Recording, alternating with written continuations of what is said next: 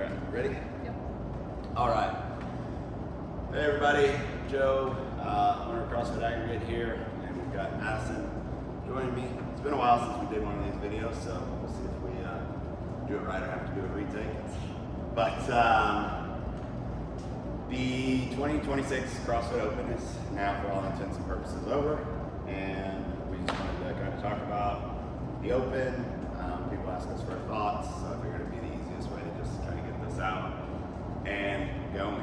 So, first of all, we'd love to have Madison back on another episode where we actually talk about her personal progress in the gym, which hopefully this one puts her at ease a little bit more, so she doesn't have to talk about herself. But she's had great progress in the gym. She's been with us for a very long time, and I think making that way to its Open, you did your first RX Open workouts this year? Yep. Yeah, so awesome on that. Did you do all three? Cool. So, huge win right off the bat for the 2026 Open. The fact that, at least for us, some of our athletes were able to take on a little heavier weight or a little harder challenge and try that RX. Really super cool to see. So what were your kind of initial thoughts of the Open? Obviously I liked it because I did kind of get lucky in that I could do everything RX. Because obviously if some things would have shown up, I would have been able to. So I was happy with that. It felt to me like the workouts were kind of similar time domains. And it did feel kind of very leg heavy. Like every week had some, I don't know. Yeah, so you had wall balls, you had lunges, and you had thrusters. Yeah. I think the first workout with the wall balls, the last workout with the burpees. I hate both of those things, and I think a lot of people do. So I think that mentally sucked. But I think the second workout was really fun because a lot of people. It's fun to watch people get their first pull-up chest bar ring muscle up, and everybody had a chance to get to the spot where they were trying to do movement. Yeah. For the large part, I mostly agree. I actually don't think there's anything I really disagree with on there. It was heavy. Time demands were 12, 15, and 16 minutes. So all kind of right in that wheelhouse. I also thought 26.2 was the best workout that they did. For me personally, the Open sucked. And that was regardless of the workouts. For those that don't know, I have a very open shoulder. I've been dealing with it pretty significantly for about 5 or 6 years now. Finally got insurance and got looked at and need a full shoulder replacement. It's from something 20 years ago, throwing a frisbee of all things. So it's not a CrossFit injury, it's just an injury that prevents me from doing CrossFit the way that I want. And even if my shoulder had magically healed, I haven't been doing enough CrossFit to hit my own personal goals for the Open. So that was hard to deal with. So I have negative feelings about the Open just because me personally, I'm not in the athletic place I want to be in, and that's hard. And so, but the cool thing was because I had absolutely no shot at achieving my goals, I got to be more in tune with everybody else. And I know that sounds selfish, and it is. And I think, personally, you're allowed to be selfish. I think you have to be selfish at times. But I still got a lot out of the Open because I got to see a lot of members achieve things and really accomplish some goals. So that was really cool. I want to and we'll dial back into each of the 3 workouts and talk through them a little bit more. A couple of things I've seen on social media is about the no reps. I'm not even going to name drop him because I don't want to get put on blast. But you'll see the guy that's the no rep champion. As an athlete, and I want to. What do you think about the cheating? How do you feel about the cheating, the lack of enforcement on movement standards? I actually have thought and think about this, and I don't know because I did sign up online this year. This is the first year that I signed up and was able to do all 3 workouts. So that's exciting for me to see. Not that I really care that much by math compared to the rest of the world, but it's interesting. Yeah. And it is annoying to see other people know that there's a bunch of other people that have scores ahead of mine that did bad reps. But it's also hard because I know a lot of those people are just like in here trying their best. Yeah. And I don't want people to be shied away from it because they're like, well, everybody's getting yelled at. Everybody's like, you're not cool, you know? So I cannot decide. Yeah, and I think that's a discussion that we could probably have for 3 hours and still probably never end. I was thinking of on the drive here, and for those football fans, American football fans, I know we've got a big international audience. But John Madden used to say, holding happens on every play, it's just whether or not the refs call it. So, no reps happen all the time. Where's the line of cheating and accountability and I don't know those people. Listen, if you are RX, and here's where I'll really say, if you're RX, the standards matter more. And I know that's going to get crushed. If anybody hears this, it matters more because of the stage that you're going to. You are in a competition. So if you are at the top of that competition, your reps, your quality, your standards matter more because you could be taking a spot away from somebody qualified. Yeah. In training, right? Every coach is trying to get better movement, you know. And I know if you're the 35th, 617th athlete, you're upset that the 34,000th place athlete skipped some reps, and you know maybe enough of them are above, and you could have been top 35,000. I get it. It's not fair, but I can tell you that the Open's been going on 15 years. It's happening so if you signed up every year, your progress is still shown because the same amount of no reps and cheating occurred. It's just there's more videos of it now. So you really haven't. The world didn't change this year in the Open. It's not like people decided to cheat. It's just that and I wouldn't even call it. I know it's cheating, but intentional versus unintentional, right? And now, yes, we've seen some of the videos that's egregious cheating. Complete jumping down over the boxes, right? Like not even trying. But those people sign up for the Open, are they in the top place? Like all those things matter. But it's also an online competition. And then you get into, on the floor, right? And we'll see this a lot with the competitions. Then, I'm sorry, it's on the judge. The athlete's job in every sport is to push the line of what you're allowed to get away with. Look at, again, American football. You're the defensive back. You're trying to cover the wide receiver. You are doing anything you can, right? Softball, I'm sure there's little tricks you guys do that aren't quite legal, right?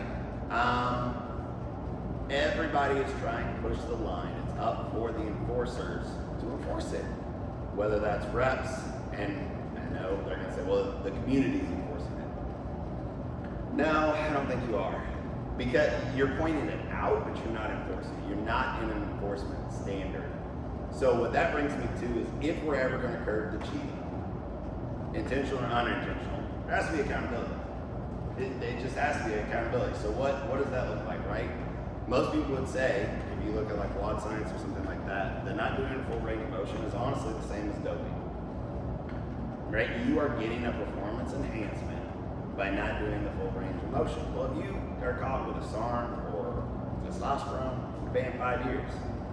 If you're caught with an invalid video, either to movement reps, your video is invalidated and nothing happens.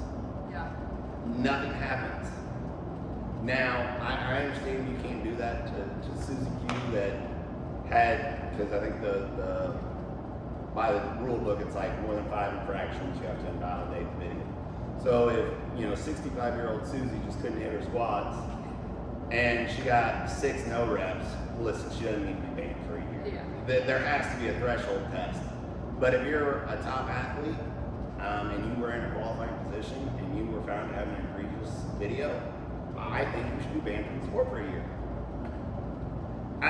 It's only going to take a couple. Or just like not be able to redo it, and then you wouldn't make it to the next level anyway. Yeah, and I mean, like the timing complicates that, right? Because most times their videos aren't going to even get revoked until after. So unless they just took a backup, and I gotta be honest, if you took a backup, you knew you were cheating, and then it is intentional, so you should be banned for probably more than a year. I also don't understand cheating on an online thing. You're gonna get called out. Kale Lehman last year, you get it first, and you're gonna get embarrassed, and then you're gonna get torched. So I also don't understand the point of cheating, but there has to be some level of accountability to our top athletes. Like, trickle down economics don't work, but trickle down movement standards work. And when we see athletes, and I watched every single announcement, there were no reps from the top competitors. And those are A+ judges on the floor. Yeah. Right? And it's going out to everybody. You need to show no reps. And you need to enforce them. And when you're a professional athlete, your foot needs to be held to the fire. I'd also say something has to happen to affiliates that enforce weak movement standards. I'm sure every affiliate owner and this is watching this thinks their affiliate enforces great movement standards. I'll say I feel the same way. But every single one of us also knows a gym in our head that doesn't enforce movement standards, right? And jealousy, bias, whatever, it doesn't matter. But if you're one of those gyms that has consistently proven that your videos are getting rejected, I think something has to happen to that affiliate as well. Whether they need to re-go through training, whether they lose the ability to validate videos or validate scores period, and all of their athletes have to submit videos now to get a registered score. It would be a huge emphasis to not allow cheating. But without accountability and an emphasis on the people on the floor to make it more real, I think you just have to accept it, whether it's good or bad. You have to accept that it happens and try to call out the egregious issues, not the people that are just trying. Because is this a fitness test? Is it a community event? Is it for the elites? Is it for everybody? And I think we've got to define what the actual open is. Yeah, and I think at some point it's kind of hard to be for both, for everyone. Like, I think that, as far as movement standards go, yes, every day in class, the coaches are up there telling people the standards, but that doesn't mean people are listening. And there might be some people that are new or just, I know what movement standards are because I watch CrossFit all the time. Yeah. And not everybody does that. So they might not know that or realize or have enough body awareness to feel that they're not going to, Yeah. And I think that And they then just are that live confused music and is I'm blasting. doing it, what's the Yeah. problem? I think some people actually just don't fully know Yeah. what's going on, but a lot of people do, and those They're are trying to people that convert. should not be Yeah. given slack. Yeah. I agree with that. And I think anybody, if you've ever recorded yourself doing a movement, it looks worse than you think it does. It just does. I watched my wall balls. Some of them were questionable. When I was able to slow down and look at the frame, angles play tricks on everybody, right? We've got depth perception issues, we've got frame of reference, we've got all those things. I've looked, the arm fully locked out, right? I'm looking at that, and I'm thinking, even right now, I'm like, oh, that is perfect position. You see it. It's not great. Yeah. That's where I can go right now. So I would just say everything looks a little worse on camera. I also hate the use of slow motion in review or pausing. Life doesn't happen like that. And the real time a judge isn't. Yeah, and this is the same thing with any sport. Slow motion review should not be allowed. You should not be able to go frame by frame. If you can't make the call at live action, it shouldn't change or it shouldn't be called. And when you're watching these videos 1, 2, 12 times, you're gonna catch things because your eyes can now look only at their hip crease. Yeah. For all these reps. Then you can look at only their height, their extension for all these reps. Then you can look at are their arms in line with their ears for all the reps. As a judge, you simply cannot do that as well, especially with a fast mover at a weight that is way too light for these athletes to be moving. So it's set up pretty poorly through there. One of the things we were talking about is not knowing the movement standards. One of my suggestions on here, and I'll just say this, the Open should cost more. I mean, it's 2026. First Open is 2011. So far as I know, it's always been $20. $20 in 2011 and $20 in 2016 and 2026 are completely different. And I would even say $20 in 2011 was too cheap. You got people paying $60 to run a 5K. And I don't hate me 5K runners, run the 5K, right? But there's no judges on the course with you. They used a MapQuest to draw out a line, right?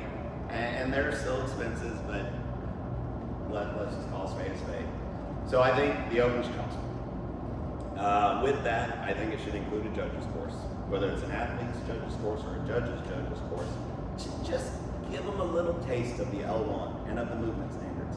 One, when they see the content and the educational stuff that's available, even at that low level, you might get some people more interested in learning more.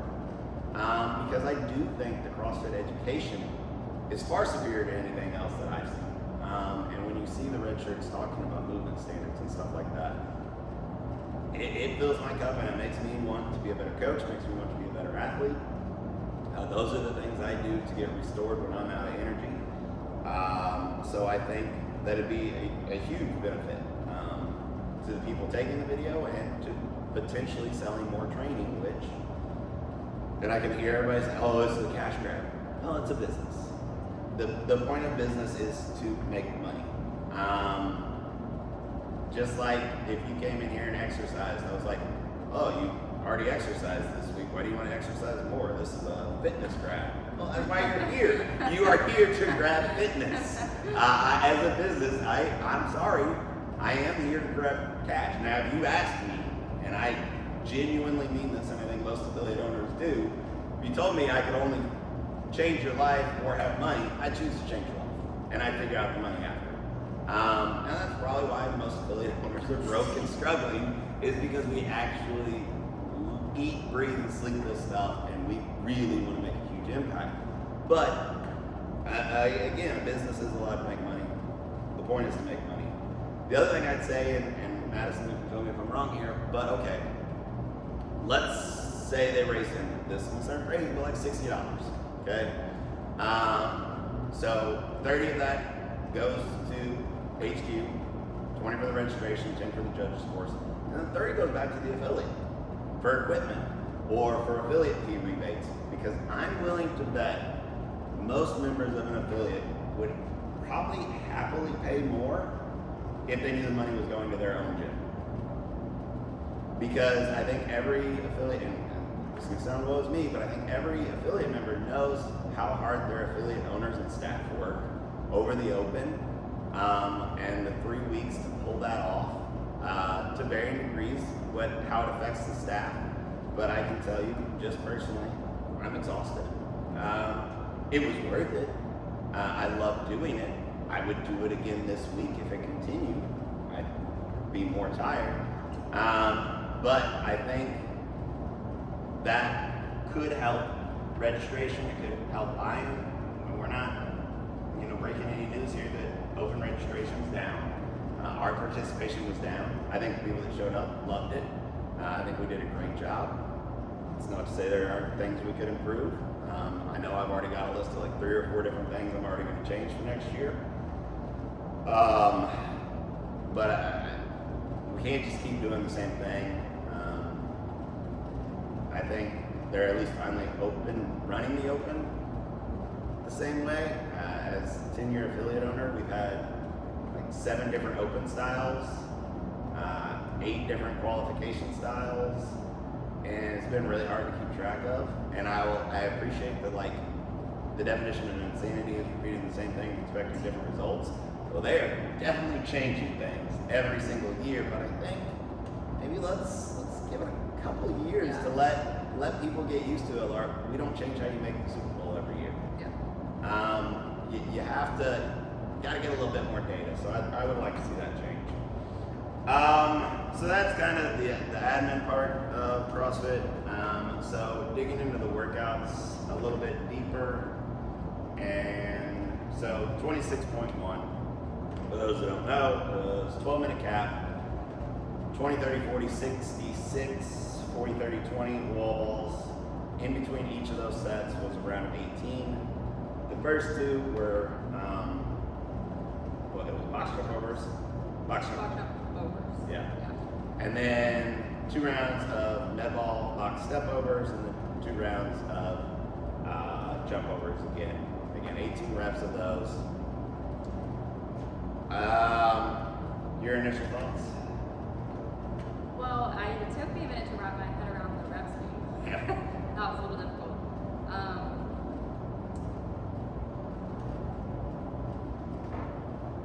I was not happy. I wasn't happy about it. I think it's good when the first workout is something that most people can do, because it gets, you're excited to go the first week, you can do the workout. But it also is hard when open workouts are supposed to be painful, but I think that one was the worst by far. And I don't know, maybe it was good to get the worst one done and over with, but you don't know that at the time. Yeah. So, I don't know. I agree again. Here's my problem with 26.1. So first I'll start with the easier thing, and that is calling the med ball box step up or step over. The new skill for the open was just ridiculous. One, it was in the open before. It was a med ball box step up. It was a scale for pistols. I don't remember the year. I want to say 2019, but I'm not confident on that. Could have been 2021 as well. So that irked me. I was excited for a new skill. We talked about it. We had fun with it. Was it going to be a bench press? Was it going to be a devil's press? Maybe a bar pullover? Any of those things. I just feel like if that's going to be the lame new movement that you put in the open, don't tease it. I think he just let us talk. And that's fine, but Yeah. but would it have been so hard to then also give us a cool new skill? Yeah. Like, let us talk. Hey, that's why you do the clues, to create engagement. That's cool. But when you create buzz and engagement and then you let us down with a med ball box step over, you're diminishing my engagement for next year. And I will say, I completely ignored his clues for so long, I just didn't even care. This year, the clues seemed to be back on point, right? You had the pyramid, you had the bullseye for 26.1, the pyramid, you threw a wall ball, right? So you started to get some. I think the other clues, I think the last one was like a cat jumping over a barbell, which one you loved because it was a cat, I don't even have to ask. But there was some information there. I think somebody just introduced Dick Astrodosora or something like that. He made an AI video. They just wanted to play with it. But so that was cool, and so I'm kind of back on the hook for next year for clues because they were a little more interesting and relevant. But conversely, and you tease the skill again, I'm gonna be like, all right, yeah, boy who cried wolf. And yes, is a step up different than a step over? Yep. If that's where you want to split hairs, you are technically correct. You are 100% right. I am wrong. I don't care. It wasn't a new skill, and also the new skill wasn't enforced. The number of times we saw med balls on people's legs and everything like that, or on their, supported by their body weight. The time cap, and this is going to be true on 26.3. Now, one, I want to say thank God for the time cap. Yeah. With that workout, when you have less than 100 people in the world finish your workout out of 300,000, that is embarrassing. you missed the mark. Why did we do all this testing? And again, is the workout for the community or is it for the elites? So I'd argue it wasn't even for the elites because they couldn't get it done. And if you're making an AMRAP, then just make it an AMRAP and make it a simpler movement standard. I don't understand what happened there, and I don't see the testing data. But for me, and I think you agree, knowing that I had absolutely no shot to finish. I feel like when I know I'm not going to finish, I don't have to go as hard. And that is a feeling I have as well, which is why I like 4-time versus AMRAP workouts. I do appreciate that the AMRAP style makes you dial into mental toughness and pacing better. So they are beneficial. I don't think they're a great test of fitness in a competition setting, so I don't think they should have made it an AMRAP. But if you're going to make it a nearly impossible to finish workout, then you should have rebranded it as an AMRAP. And simplified the movements, I guess is what would have made the difference for me. But I agree with you, if I go into a workout that I know I can't finish, my mindset I'm is just already doing the changed. workout. I'm just there, I'm just checking the box. Is that a flaw in my competition mindset? Absolutely. Is it something I need to address if I want to progress? Absolutely, right? Take accountability for it. But I can tell you what we saw from a lot of members, and that was disappointment, but they had no shot to complete the workout. Yeah. I think, I know maybe skipping ahead, but like with the second workout, I knew that I wanted to finish the first 2 rounds to be able to get just to where I was trying to chest to bar. So I had more in me, I guess, to get through it, to get to that point where I was just trying to get through 12 minutes. Yeah, and I think another way that they could have done it is a carry somewhere in the workout that you want to get to, a stage, a step. If you're going to make an impossible workout to finish, which again, 26.2 was impossible for most of the community, but there was carrots along the way. Yeah. Right, so there was a little drive and incentive with walls and box jumps. Which again, I know there was box step-ups, but it's the same thing. It was really hard to go to the dark place because you knew what was waiting for you when you got there. It wasn't like you could turn on the light and something magical would happen and you feel better. So it was drudgery. Grunt work is fine. You need to do it. They didn't make for the best test or the most fun for a community event. And again, I continue to go back to this. We're testing fitness for the elites. Are we doing a community workout? Are we trying to get engagement? Are we trying to have a cash grab? I think the only thing this tested was elite fitness and a little bit of mental toughness. That said, it's not a bad workout. It's a fine workout. I would have made some few tweaks so people could have finished it. Maybe something like 10, 20, 30, 50, and then back down. That way you could push a little harder and more people would have finished. I don't think anybody would have finished differently. It just would have felt differently because you would have gotten a chance to finish and push a little harder. 26.2 was overhead lunge, snatches, pull-ups, overhead lunge, snatches, chest bar, overhead lunge, snatches, ring muscle-ups. Your thoughts on that one? I like this one. We kind of already talked about it. I think it was good that I think every level of person had a spot that they were going to get to and either, I don't want to say get stuck because that sounds bad, but like try to be doing a new thing. Yeah. I just got pull-ups, so I was happy to get the pull-ups and get through that. Honestly, at first I didn't even know if I would get through to where I was trying chest to bar, and I was trying chest to bar for like 5 minutes. So didn't get one, but that's okay. But and I also think like during Friday Night Lights, it's really fun to watch people doing muscle ups.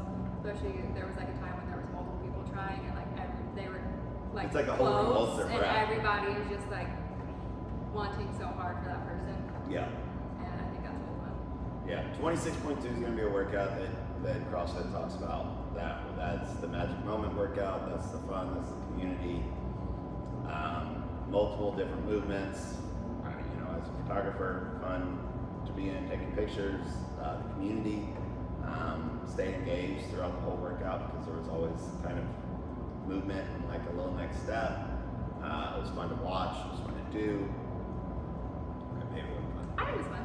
I didn't have fun, but again, this goes back to the shoulder. I was in a very, very bad place there, and I tried one set of lunges with my left arm, sprained my back doing it, so then everything had to go to the right, and I was right arm, and towards the end I couldn't even use my left arm to pick up the snatch, so I just kind of lifted the dumbbell. I love 26.2. Just a great workout. I know some people don't like that it was ring muscle ups. It could have just been bar. From the affiliate side, if you don't have rings, it's a problem. I still love it. I think, I don't know. Why make a ring versus bar? I don't think it's as fun to watch with a bar. I don't think it'd be as fun to watch. More people have bar than ring. Variety, just getting the bar out of our hands and going to rings, I thought was fun. I didn't have a problem with ring muscle ups.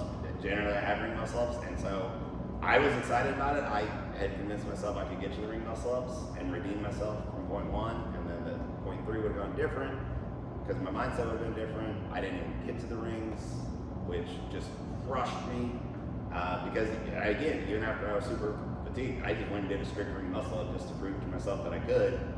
And they didn't have to be strict in the workout, but I just, ego.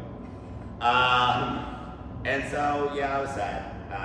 It bummed me out, but that's my own doing. I really don't have anything negative to say about 26.2 at all. I know some people, like I said, wished it was bar. I think that's all the more reason it needed to be rings. We have a couple athletes that failed to get one that I was sad for.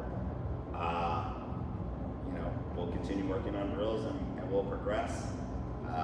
And hopefully next year there's ring muscle ups in it again. Next year we're smashing it. That's all I can really say about that one. I loved it. And not that I think people need to be redoing open workouts all the time, but at least that one you could redo. You could. You could not redo the first one. I bet some people did, but man, I didn't even think I pushed that hard on 26.1 because of the mindset issue. And when I first got down, I didn't look like everybody else. And I was like, oh, well, classic Joe. And then I woke up the next day and I was like, oh, ooh. Yeah, I think my legs are still sore from it. I never got them sore, and then I just kept doing leg stuff, and I'm still sore. Well, they didn't give me any favors on the rest of the workouts. But, all right, 26.3. I hated this workout. This was my least favorite. So it was 2 rounds at 1 bar weight, 2 rounds at second bar weight, 2 rounds at a third bar weight that almost nobody got to. It was 12 burpees, 12 cleans, 12 bar over burpees, and then 12 thrusters. So you go through that. I think it was like 144 burpees or something like that total if you got all the way through. I didn't see anyone get anyone through. On the test, or the announcement, no one got all the way through. Kurt Setter was the best. Congratulations, Olivia. -3. I just checked the scores. 100-ish people have finished it so far. The number's gonna go up. So it was a better time cap than 26.1, but still, same time cap issue. What are we doing here? Because that barbell for elite athletes is a non-factor. You have to move it, and I know calling it a non-factor is rude, but because they were dropping with their grip, you could see they were tired. They did 144 burpees. They were going to be tired. You could do a rep with an empty barbell, and you're going to have that same. I don't honestly think that all that much changes with an empty barbell. At least for the first 2 rounds, for any of the elite division. The cycle speed's the same. The brakes are the same. I don't think it changes. It just wasn't heavy enough to make an impact on them. For the community, it was too many reps to get done. Do you make it 10, 9, 8, something like that, where they could get done? 16-minute cap, holy snooze fest. Yeah. It's boring to watch people do burpees for that long. It is so. That's boring. what basically you were watching. Yeah. It's really hard, in my opinion, to have a 16-minute open workout. But if you're gonna have it, please give us something interesting. Yeah, or at least There was no moment like where a you could chipper cheer where you can people move on to on. finish through, or like maybe have it staged in tiers where you had to get it done at this time to move on, Yeah. to where there is at least an escape hatch. Because I just saw people, they wanted to give up. They wanted a reason to be done. They didn't have anything more, and they couldn't be seen as quitters. And bravo to them for not. And I say to them because I haven't done it. I don't know if I will. I may just do the burpees, cleans, and burpees, and not even try the thruster. It would just be bad for my shoulder. Submit my time cap time in 15 minutes, move on. But I think that workout needed the most change because, and we tried head-to-heads here, and the first two, they went pretty good. First 2 weeks. The third week, I felt so bad for our head-to-head people. Yeah. There wasn't a big cheering for anything because there was nothing to cheer for. There was no race to make, certain benchmark times that you could give them a little push and get engaged. I almost said that like Anna. I wanted to say push so bad. Shout out Anna if you happen to see this. Yeah, just, man, watch them paint dry. And I know, I saw everybody, they tried hard, they're out of breath. It was, again, a good workout, not a good show. Yeah. So just disappointed with that. Like I said, that's what I would change. I either make the weight heavier or the reps, and probably the reps lighter, and I would have made it, you've got 4 minutes to advance through these rounds. Maybe make it a shorter time cap. I know we have to test long, theoretically. I think 16 minutes is too long. For there not to be cliffs, Yeah. benchmark timestamps to get to, or heavyweight time, a 14-minute cap and then 6 minutes to hit a heavy. So overall, and this one, the only one we can really talk about with this is 26.3. I'm a guy. I think the weights are absolutely ridiculous. The weight conversions. I have my justification for how I use my reasoning as a woman who did the workout. Do you feel the same way about the weights? Do you feel that it's fair? And fair doesn't matter because males don't compete against females. So it doesn't matter. It literally doesn't matter. It doesn't affect the standings. Blah, blah, blah, blah. Do you think the guy's weight and the girl's weight felt the same to the guy and the girl? I don't think so because I'm not an RX athlete, and if I can do the weights, then Yeah. it's wrong. Yeah. So here's how I get to my conclusion on this, and that is simply,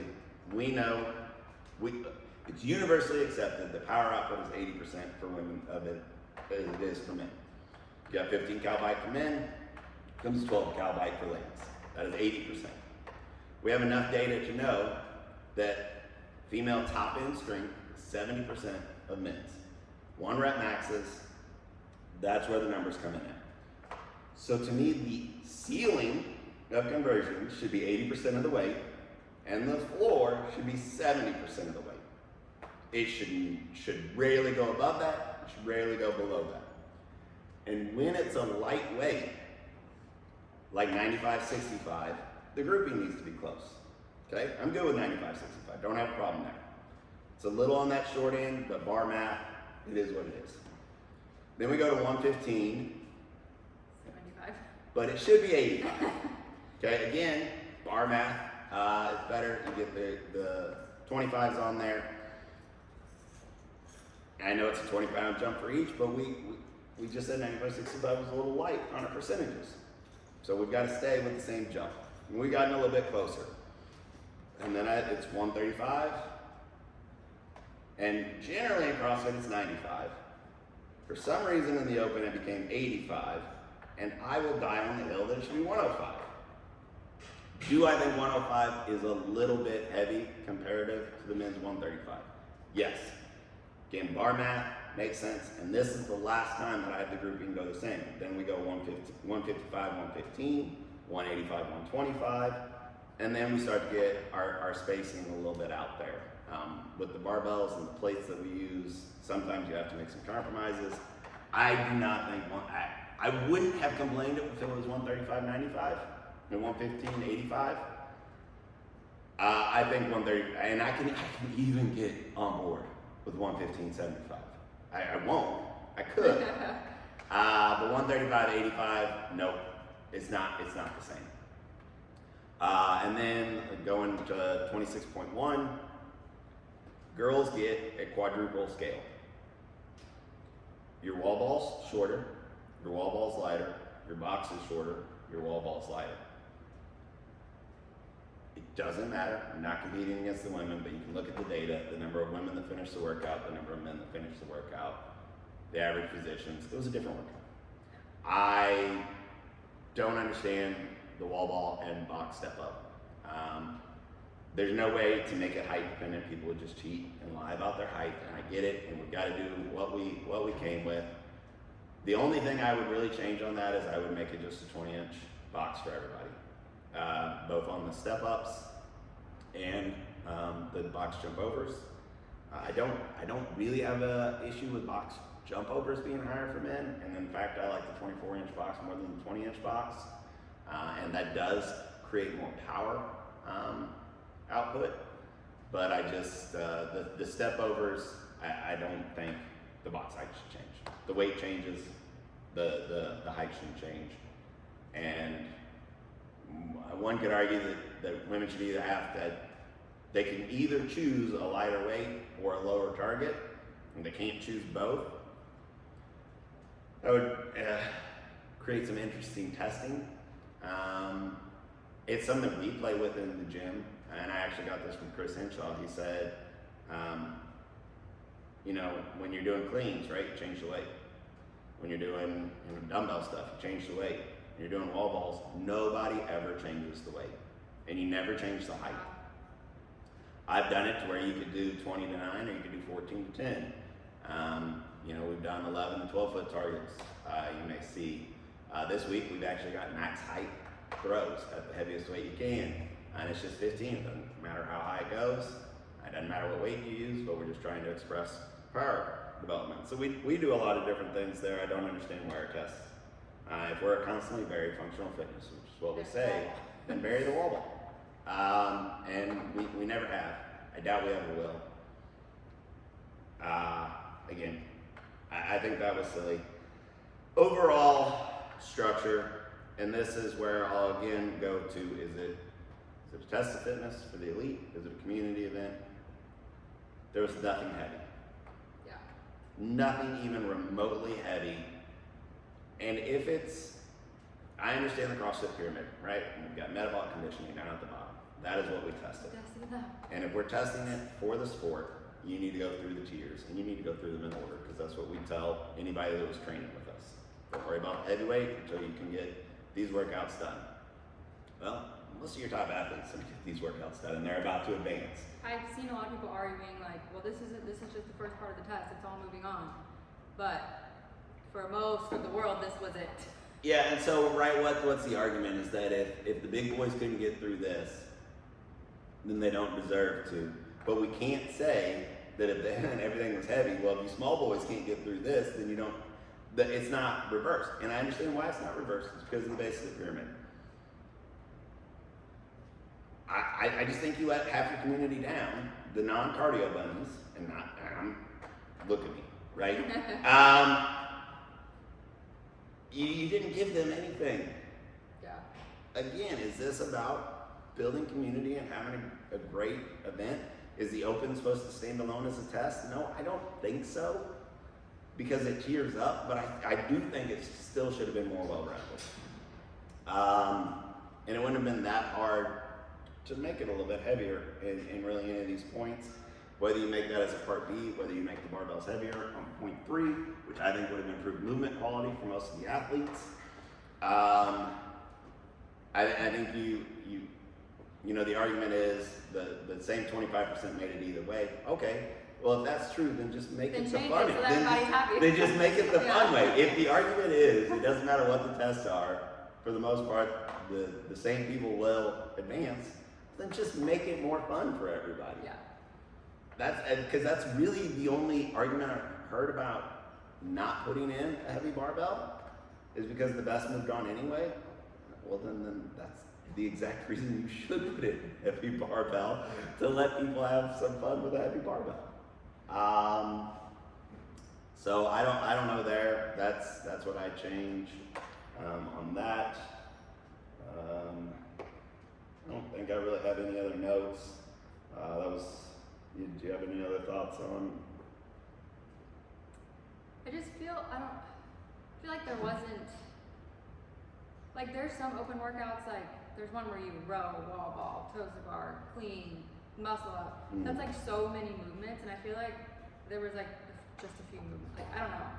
Yeah, there was. I feel like there wasn't many movements. You know, I think that's an interesting point, and to like go through each open and count the number of unique movements in all the opens compared to this year, where would that place? And I don't have the answer, but I have to imagine it's on the lower end. Yeah.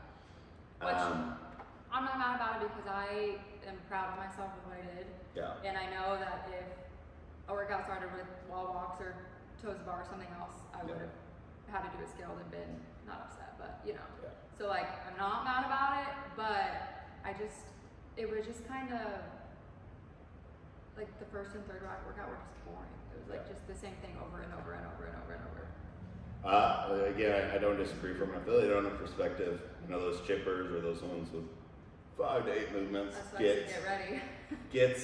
gets rough getting it out, but to me it's worth it because it's fun. And yes, we're spoiled. We have a huge amount of space here, so you can honestly pretty much throw any CrossFit workout, and we're still going to be able to run about 6 people at a time at a minimum.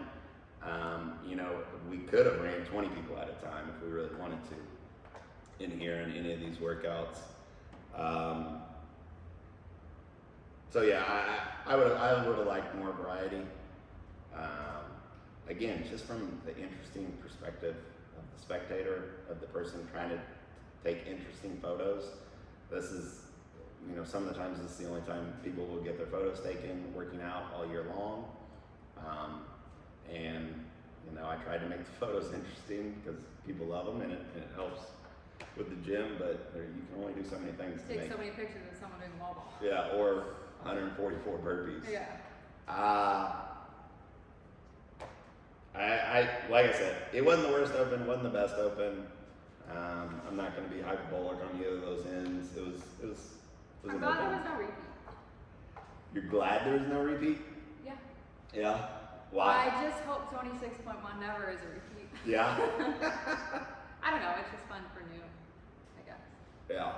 I'm torn on the repeat thing. I like repeating workouts. When I know I'm fitter. Yeah. When there's It a can question become of very I'm fitter, stressful. my anxiety goes off the chain, and where I'm at now, I know I won't beat any of my benchmarks, so I have no desire to repeat anything. Yeah. Now, I will be excited to repeat any workouts from 26, assuming I get my shoulder in a good place and can get back to training. I do think these would be good workouts for me to repeat. Yeah. Especially the first ones, because those are two things that I've been trying to work on. So I do think in a year would be interesting to see. Yeah. But I'd never ever want to do it. So I don't know if that will happen. All right, well, I know what to program. No, Next you're year not we doing were class. I'm not coming. We were retesting. I'm not coming Getting back. ramped up for the open. I don't know. These thoughts were for us to go out in the void. Maybe it makes its way back to some people. Maybe agree, maybe disagree. Let us know in the comments. We're not saying we're right. It's just our opinion. Obviously, we weren't privy to all the testing and the data, and I'm sure there's some defense of it that makes sense. But from the person that hosted it and the people that did it, I think our suggestions would make it better. I think what I've seen online would agree with a lot of it. Yeah. But I had fun. Sad it's gone. Excited for some of our athletes that'll probably make quarterfinals, see what those workouts are, and get back to training. And the programming's been a little less than CrossFit over the open during the week, just to make sure that we didn't have conflict. So we'll get back to that and start adding our strength again, and hope to see y'all in the gym.